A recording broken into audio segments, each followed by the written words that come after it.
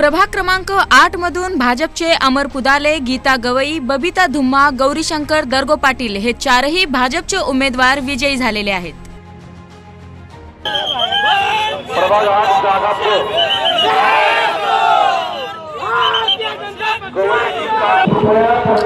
आजच्या या भरघोस मताने जो विजय करून दिला, सर्वप्रथमतः मी मतदारांचा आभार व्यक्त करतो।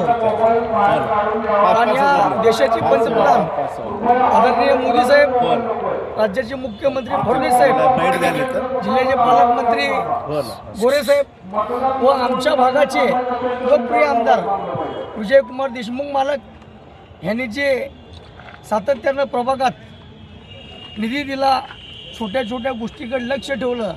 आता गेले 4 वर्ष महापालिकेत प्रशासन असताना देखील कुठल्याही प्रकारचा 1 रुपया ह्या वार्डाला कमी पडू न दिला, त्याचाच हा रिझल्ट, हा विजय म्हणून जनतेनं घोषित केला आहे।